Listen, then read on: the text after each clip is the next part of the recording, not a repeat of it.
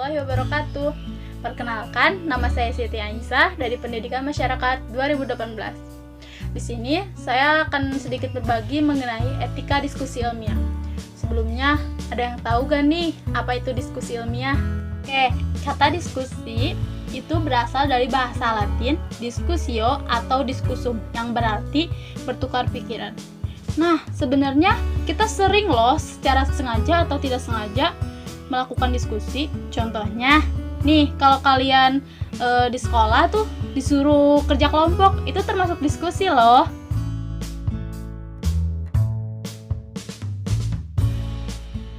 Lalu, apa yang dimaksud dengan diskusi ilmiah itu? Diskusi ilmiah diartikan sebagai tukar pikiran yang harus memenuhi etika keilmuan.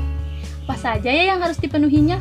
Yaitu semua proses dalam diskusi, mulai dari persiapan diskusi sampai dengan penyebar luasan simpulan. Sudah tahu kan apa perbedaan diskusi yang biasa kita lakukan dengan diskusi ilmiah? Lalu, apakah kalian tahu apa saja sih jenis diskusi yang ada? Sekian banyak diskusi, saya akan membahas 5 jenis diskusi secara singkat. Yang pertama, ada seminar. Kayaknya ini udah nggak asing lagi ya di telinga kita semua. Seminar sendiri diartikan sebuah pertemuan ilmiah yang dengan sistematis mempelajari suatu topik khusus di bawah pimpinan seorang ahli atau yang berwenang dalam bidang tersebut. Yang kedua, ada konferensi. Konferensi merupakan suatu bentuk diskusi yang kadang-kadang mengacu kepada diskusi untuk mengambil sebuah tindakan. Seperti contoh yang kita semua ketahui bersama, yaitu konferensi Asia Afrika yang dilakukan di Bandung. Yang ketiga, ada debat. Apalagi ini ya, kayaknya kita semua udah sering mendengar kata ini. Setiap ada pemilihan calon pemimpin, baik di organisasi, daerah, sampai calon pemimpin negara, pasti ada selalu debat terbuka bagi masyarakat. Nah, debat sendiri berarti berbicara kepada lawan untuk membela pendapatnya atau menyerang pendapat lawannya. 4. Ada lokakarya. Lokakarya merupakan pertemuan yang bertujuan untuk meningkatkan kemampuan dan keterampilan peserta dengan menggunakan berbagai jenis metode pertemuan. Biasanya, ini dilakukan untuk pelatihan yang berskala besar dan akan dikelompokkan kembali. Yang kelima, ada rapat kerja. Ini juga termasuk dalam diskusi ilmiah loh. Rapat kerja merupakan suatu pertemuan wakil-wakil suatu badan atau instansi untuk membahas suatu masalah sesuai dengan tugas atau fungsi di instansi tersebut. Nah, untuk mendapatkan hal ini tuh untuk mendapatkan keputusan mengenai masalah yang sedang mereka hadapi. Contohnya seperti para anggota dewan yang ada di DPR itu loh, mereka kan sering rapat kerja tuh. Nah, seperti itulah yang disebut rapat kerja dalam diskusi ilmiah.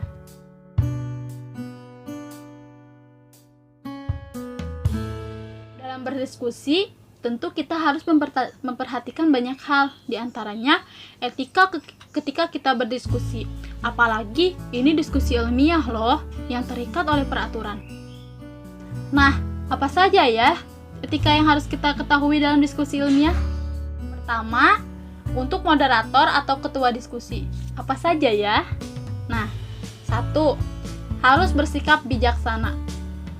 Tentu sebagai moderator kita harus bersikap bijaksana dong, tidak boleh bimbang terhadap hal apapun.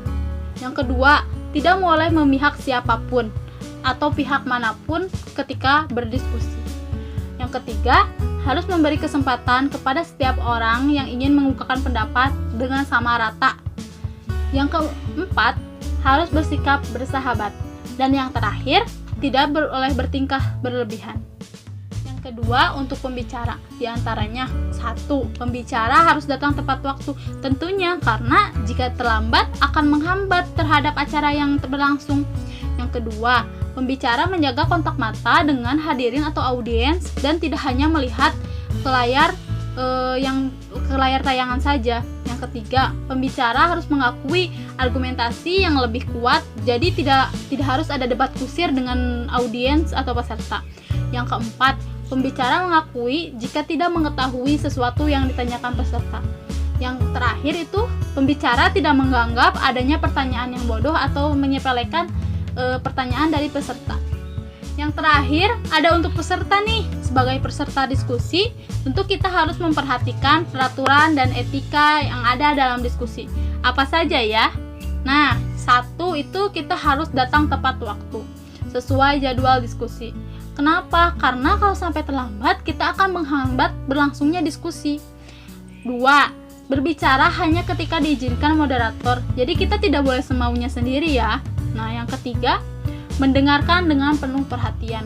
Tentu saja jika kita tidak suka dengan materi diskusi yang sedang didiskusikan, lebih baik kita tidak ikut dalam diskusi itu daripada menghambat keberlangsungan diskusi tersebut. Yang keempat nih, ada sebagai peserta kita harus bertindak sopan dan bijaksana. Nah, yang terakhir, sebagai peserta kita harus mencoba memahami pendapat orang lain supaya tidak terjadi debat kusir yang tidak perlu. Teman-teman semuanya, saya rasa cukup sekian yang saya sampaikan. Terima kasih atas atensinya. Wassalamualaikum warahmatullahi wabarakatuh.